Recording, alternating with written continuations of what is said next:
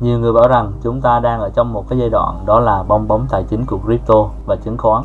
Nhưng thực sự có phải là vậy hay không? Ok, vậy thì ngày hôm nay chúng ta sẽ cùng trả lời câu hỏi bong bóng tài chính là gì. Mình sẽ cùng các bạn tìm hiểu thông qua 5 bong bóng tài chính lớn nhất thời đại và mình chắc chắn các bạn không nên bỏ lỡ. Và trước khi bắt đầu video, mình xin nhắc lại mình không phải là một nhà đầu tư chuyên nghiệp. Những thông tin mình chia sẻ không phải là lời khuyên tài chính hay kêu gọi đầu tư. Chỉ với mong muốn học hỏi và phát triển bản thân nên mình chia sẻ với các bạn những gì mà mình biết, mình học được và mong các bạn nhận được giá trị từ video. Nếu các bạn là lần đầu tiên xem kênh mình thì mình là Roy và rất thích nói về tài chính, đặc biệt là cryptocurrency, về các phương pháp đầu tư, tin tức thị trường và còn nhiều nữa. Nếu cảm thấy hay và có giá trị, các bạn có thể nhấn nút like, subscribe và bật thông báo để mình có động lực làm những video tiếp theo nhé. Đầu tiên trong danh sách bong bóng tài chính đó là Hot Tulip Mania ở Hà Lan. Bắt đầu từ giữa những năm 1600, khi mà những đồn đoán về giá trị của hoa tulip này được hé mở và tò mò đến cực điểm. Những củ hoa tulip hiếm nhất được giao dịch ở thị trường với giá cao gấp 6 lần mức lương hàng năm của một người bình thường. Hoa tulip này lần đầu tiên xuất hiện ở châu Âu vào thế kỷ 16, đến từ các tuyến đường buôn bán gia vị, mang lại cảm giác kỳ lạ cho những bông hoa nhập khẩu mà không giống hoa nào khác có nguồn gốc từ lục địa này. Không có gì ngạc nhiên khi hoa tulip trở thành một món đồ xa xỉ dành cho những khu vườn của những người giàu có. Theo Thư viện Kinh tế và Tự do, những sở thích sưu tập ở bất kỳ người đàn ông giàu có nào ở thời đó được đánh giá là tệ và thiếu tinh tế nếu trong bộ sưu tầm không có hoa tulip. Nhưng đồng thời, hoa tulip được biết đến là loài nổi tiếng mỏng manh và rất dễ chết nếu không được chăm sóc cẩn thận. Vào đầu những năm 1600, những người trồng hoa tulip chuyên nghiệp bắt đầu cải thiện kỹ thuật trồng và sản xuất hoa tại địa phương, thiết lập một lĩnh vực kinh doanh phát triển mạnh mẽ tồn tại cho đến ngày nay. Theo tạp chí Smithsonian, người Hà Lan đã biết rằng hoa tulip có thể phát triển từ hạt hoặc chồi mọc lên từ củ mẹ. Một củ phát triển từ hạt sẽ mất từ 7 đến 12 năm trước khi ra hoa, nhưng bản thân một củ nó có thể ra hoa vào năm sau. Cái đó được gọi là bóng đèn bị hỏng. Đây là một loại hoa tulip có hoa văn sọc, nhiều màu, chứ không phải là một màu đặc trưng duy nhất được phát triển từ một chủng virus lạ. Sự biến đổi này là chất xúc tác gây ra các nhu cầu ngày càng tăng đối với hoa tulip hiếm, hay còn gọi là dòng tulip đột biến. Loại hoa tulip đẹp nhất có giá lên đến 750.000 đô la so với tiền hiện nay, với nhiều củ được giao dịch trong khoảng độ là 50.000 đô đến 150.000 đô la. Đến năm 1636, nhu cầu buôn bán hoa tulip quá lớn nên Sở Giao dịch Chứng khoán Amsterdam đã được thành lập trên Rotterdam, Haarlem và những thị trấn khác để giao dịch hoa tulip trên đó. Và đó là thời điểm mà các nhà giao dịch chuyên nghiệp, chúng ta hay còn gọi là trader, vào cuộc và kiếm tiền quá dễ dàng, chỉ đơn giản là sở hữu loại tulip quý hiếm này vào thời điểm mà giá chỉ có thể tăng lên, chỉ vì lý do là hoa tulip sẽ tồn tại mãi mãi với họ. Mọi người bắt đầu mua hoa tulip bằng đòn bẩy, sử dụng các hợp đồng phái sinh ký quỹ, tức là một hình thức vay mượn tiền, để mua nhiều hơn mức họ có thể chi trả. Nhưng nhanh chóng sau đó, sự tự tin đã bắt đầu tiêu tan. Đến cuối năm 1637, giá cả bắt đầu giảm và không bao giờ quay đầu nhìn lại. Sau đó các chủ sở hữu buộc phải thanh lý và bán hoa của họ với bất kỳ giá nào và tuyên bố phá sản. Cuối năm 1637, bong bóng đã vỡ. Đến năm 1638, mặc dù nó không phải là một sự cố gây thiệt hại cho nền kinh tế quốc gia, nhưng nó đã làm suy yếu những kỳ vọng của xã hội. Sự kiện này đã phá hủy các mối quan hệ được xây dựng dựa trên lòng tin và sự sẵn lòng cùng với khả năng chi trả của mọi người. Ok, chúng ta cùng qua bong bóng thứ hai, đó là bong bóng South Sea Company, bong bóng công ty biển phía Nam. Bong bóng công ty biển phía Nam còn được gọi là vụ tai nạn tài chính đầu tiên trên thế giới, kế hoạch Ponzi, mô hình đa cấp đầu tiên trên thế giới. Bong bóng biển phía Nam năm 1720 đã được tạo ra bởi bối cảnh phức tạp hơn Hoa Tulip Mania một chút. Công ty South Sea được thành lập vào năm 1711 và được chính phủ Anh hứa độc quyền về mọi hoạt động mua bán với các thuộc địa Nam Mỹ của Tây Ban Nha. Nó được xây dựng dựa trên giả định rằng cuộc chiến tranh kế vị Tây Ban Nha sắp kết thúc và sẽ kết thúc với một hiệp ước cho phép mở ra các tuyến đường thương mại về phía Tây. Sau đó, công ty South Sea bắt đầu cung cấp cho những người mua cổ phiếu mức lãi suất đáng kinh ngạc là 6%. Tuy nhiên, khi chiến tranh kế vị, hiệp ước và sự bùng nổ thương mại đã không xảy ra như mong đợi, Tây Ban Nha cũng đánh thuế nhập khẩu nô lệ và đưa ra các giới hạn nghiêm ngặt mà số lượng tàu mà Anh có thể gửi cho bên công ty cuối cùng chỉ là mỗi một tàu một năm. Điều này khó có thể tạo ra lợi nhuận bằng lợi nhuận mà công ty Saucia hứa với các nhà đầu tư để duy trì nó. Tuy nhiên, đức vua George sau đó đã nắm quyền thống đốc của công ty vào năm 1718. Điều này làm tăng giá cổ phiếu vì niềm tin được chứng thực bởi nhà vua đang cầm quyền. Ngay sau đó, cổ phiếu đã tăng lên 100%. Những người tham gia vào công ty bắt đầu vui vẻ trở lại, hưng phấn và trong một số trường hợp hối lộ, rủ rê bạn bè của họ để mua cổ phiếu nhằm giá tăng cao hơn nữa và giữ cho cái nhu cầu mua được cao hơn. Năm 1720, Quốc hội cho phép công ty Saucia tiếp quản nợ quốc gia, nên công ty đã mua khoản nợ này với giá 32 triệu bảng Anh với chi phí là 7,5 triệu bảng. Từ đó, cổ phiếu bán được tốt hơn, lần lượt sinh lãi ngày càng cao, đẩy giá lên và nhu cầu mua cổ phiếu tăng. Đến tháng 8 năm 1720, giá cổ phiếu đạt 1.000 bảng Anh. Sau đó vào tháng 9 năm 1720, bong bóng vỡ, cổ phiếu sụt giảm nghiêm trọng xuống đến mức 124 bảng Anh vào tháng 12, mất khoảng 80% giá trị tại thời kỳ đỉnh cao. Các nhà đầu tư đã bị hủy hoại, hàng ngàn người mất mát. Số vụ tự tử được gia tăng một cách rõ rệt và phẫn nộ bất bình lan rộng lên những cái đường phố ở London, Anh, và công chúng thời đó yêu cầu một cái lời giải thích hợp lý, và nó đã trở thành vụ bê bối tài chính lớn nhất của Quốc hội Anh trong lịch sử. Ngày nay có nhiều nhà bình luận và chuyên gia so sánh giữa chứng nghiện tiền điện tử và bong bóng công ty biển phía Nam vì nó có đặc điểm chung, đó là những người quảng bá bong bóng đều đưa ra những lời hứa bất khả thi, không có thật. Có lẽ chúng ta sẽ có rất là nhiều lý do để nhìn lại sự hoài nghi trên thị trường lúc này, và tất nhiên chỉ có thời gian mới trả lời được. Thứ ba, đó là bong bóng giá nhà đất ở Nhật Bản. Ở thời đại ngày nay, bong bóng bất động sản đôi khi được thúc đẩy bởi những chính sách tiền tệ. Bong bóng kinh tế của Nhật Bản những năm 1980 là một ví dụ kinh điển. Đây là một bong bóng kinh tế ở Nhật Bản từ năm 1986 đến những năm 1991. Trong đó, giá bất động sản ở thị trường chứng khoán bị thổi phồng lên rất nhiều. Nó được đặc trưng bởi sự gia tăng nhanh chóng của giá tài sản và hoạt động kinh tế quá nóng, cũng như cung của dòng tiền không được kiểm soát và mở rộng tín dụng. Cụ thể, đó là đồng yên tăng giá 50% vào đầu những năm 1980 đã gây ra cuộc suy thoái kinh tế Nhật Bản vào năm 1986, và để chống lại nó, chính phủ đã đưa ra một chương trình kích thích tài chính và tiền tệ. Nghiên cứu ban đầu cho thấy giá tài sản Nhật Bản đã tăng nhanh, phần lớn là do Bank of Japan, BOJ là những ngân hàng của Nhật Bản đã trì hoãn hành động giải quyết vấn đề này. Vào cuối tháng 8 năm 1987, BOJ phát tín hiệu về khả năng thắt chặt chính sách tiền tệ, nhưng quyết định này cũng bị trì hoãn vì liên quan đến ngày thứ Hai đen tối năm 1987 ở Mỹ.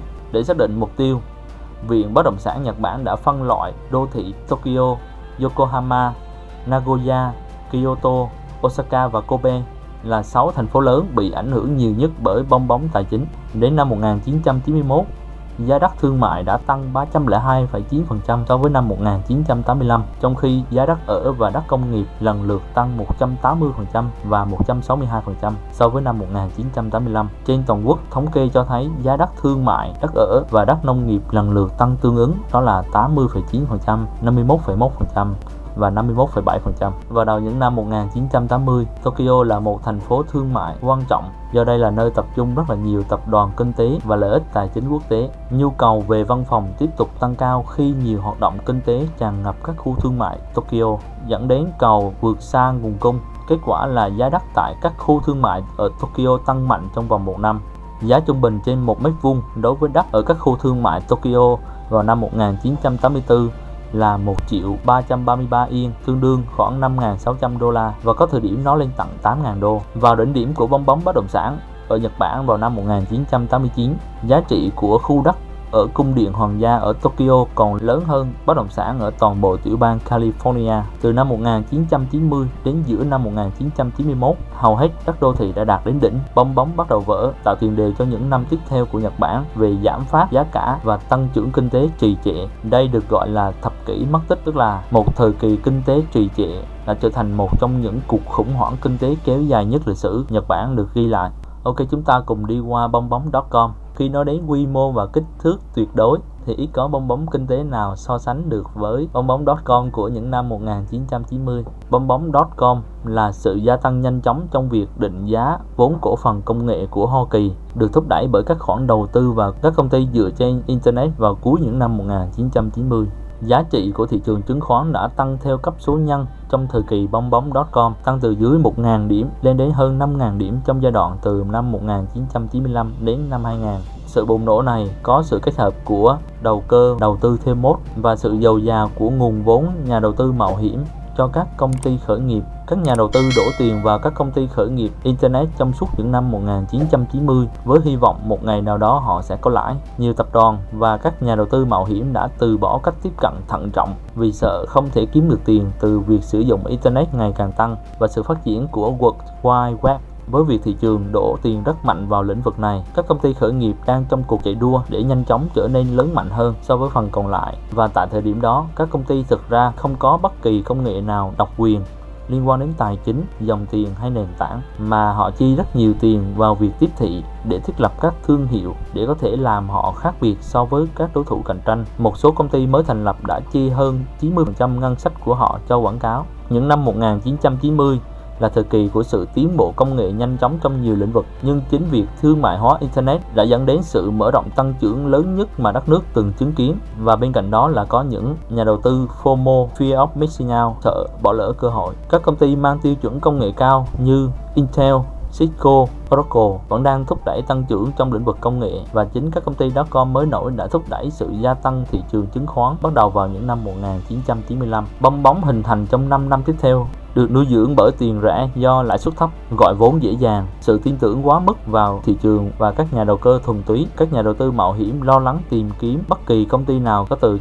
.com sau tên của nó. Đáng ngạc nhiên là các công ty chưa tạo ra doanh thu, lợi nhuận và trong một số trường hợp có sản phẩm hoàn chỉnh đã tung ra thị trường với các đợt bán IPO, chứng kiến giá cổ phiếu của họ tăng gấp 3, gấp 4 lần trong một ngày. Nó tạo ra cơn sốt cho các nhà đầu tư đến sau. Chỉ số Nasdaq đạt đỉnh vào ngày 10 tháng 3 năm 2000 ở mức 5.048 điểm, gần gấp đôi so với năm trước. Một số công ty công nghệ cao hàng đầu chẳng hạn như Dell và Cisco đã đặt lệnh bán cổ phiếu của họ khi thị trường đạt đỉnh, gây ra sự hoảng loạn và bán tháo giữa các nhà đầu tư. Trong vòng vài tuần, thị trường chứng khoán mất 10% giá trị khi nguồn vốn đầu tư bắt đầu cạn kiệt.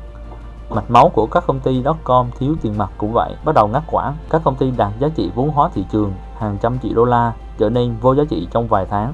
Vào cuối năm 2001, phần lớn các công ty .com giao dịch công khai đã đóng cửa và hàng nghìn tỷ đô la vốn đầu tư đã bốc hơi. Lần tiếp theo, chỉ số này đạt mức cao mới, đó là năm 2015, tức là hơn 15 năm sau mức đỉnh trước đó. Thì các bạn đã thấy là họ đã đu đỉnh khoảng 15 năm. Nếu mà những ai mua ở đỉnh năm 2000 ai còn giữ thì sau 15 năm thì họ mới về bờ và bắt đầu có lãi. Tiếp theo đó là bong bóng nhà đất ở Hoa Kỳ, là một bong bóng bất động sản ảnh hưởng đến hơn một nửa các tiểu bang ở Hoa Kỳ. Một số chuyên gia cho rằng sự bùng nổ của bong bóng.com trên sàn Nasdaq đã khiến các nhà đầu tư Mỹ đổ xô vào bất động sản do lầm tưởng rằng đây là một loại tài sản an toàn hơn. Nhưng những gì chúng ta sắp thấy ở đây là hoàn toàn không phải lúc nào cũng như vậy. Hạt giống của bong bóng bất động sản có trụ sở tại Mỹ này đã được gieo rắc trong những năm lãi suất chạm đáy và các tiêu chuẩn cho vay lỏng lẻo giữa những năm 2000. Đối mặt với sự bùng nổ của bong bóng.com, một loạt vụ bê bối kế toán doanh nghiệp và các cuộc tấn công của 911, thì cơ quan dự trữ liên bang Fed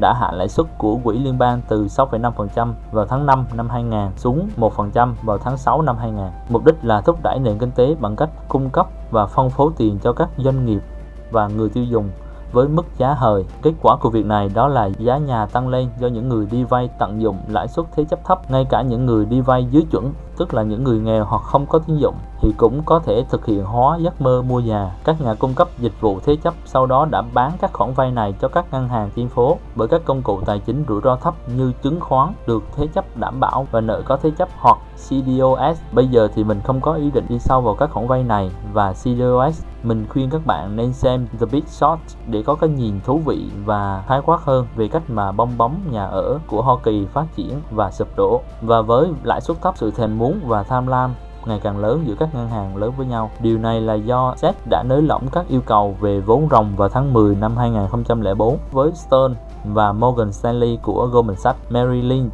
Lehman Brothers. Việc nới lỏng yêu cầu vốn này cuối cùng đã giải phóng cho các ngân hàng lớn để họ tạo ra các đòn bẩy khoản đầu tư ban đầu của họ lên tới 30, thậm chí 40 lần. Sau đó Fed bắt đầu tăng lãi suất vào tháng 6 năm 2004. Điều này đã gây ra nỗi lo lắng thực sự cho nhiều người Mỹ. Đột nhiên họ phải rời bỏ những ngôi nhà có giá trị thấp hơn những gì mà họ trả ban đầu Nhưng cuối cùng họ cũng không thể bán nhà mà trả nổi cho những người cho vay nếu họ có các khoản thế chấp có lãi suất điều chỉnh và chi phí sinh hoạt của họ đang tăng lên nhưng giá trị căn nhà của họ đang giảm xuống.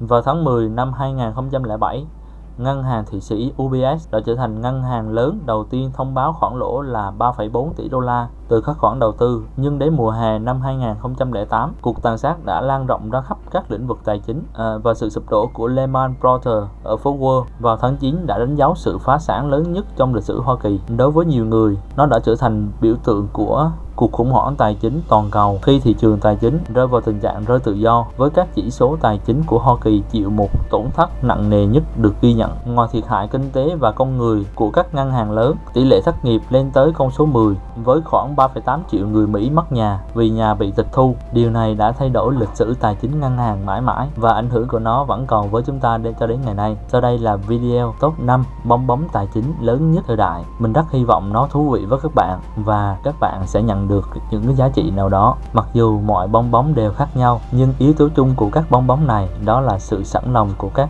nhà đầu tư, và những người tham gia đều bỏ qua và phớt lờ những sự hoài nghi hoặc là dấu hiệu cảnh báo của các chuyên gia kinh tế. Một điều khác đó là bong bóng nếu mà càng lớn thì sát thương của nó khi mà vỡ ra nó sẽ càng lớn. Và có lẽ quan trọng nhất trong 5 cái bong bóng tài chính lớn nhất thời đại: Hortulip Mania của Hà Lan, bong bóng công ty Sausia, khủng hoảng bất động sản ở Nhật Bản và cuộc khủng hoảng giá nhà ở Mỹ, và nhiều những cái bong bóng khác nữa. Tóm lại, nó đều chứa đựng những cái bài học quý giá trả bằng tiền mặt mà những nhà đầu tư chúng ta cần chú ý và rút kinh nghiệm. Một lần nữa, mình rất mong được nghe những lời nhận xét thật lòng từ các bạn giúp mình phát triển kênh này hơn nữa. Vì thế, các bạn nghĩ sao về những cái bong bóng tài chính thế này? Liệu có còn những bong bóng tài chính khác ở tương lai hay không? Hoặc là những bong bóng này là tự nhiên hay là do những giới siêu giàu ở trên thế giới thao túng để điều khiển dòng tiền? Hãy bình luận ở dưới và đừng quên nhấn nút subscribe để nhận được những video sớm nhất từ mình nhé. Cảm ơn và hẹn gặp lại các bạn trong những video tiếp theo.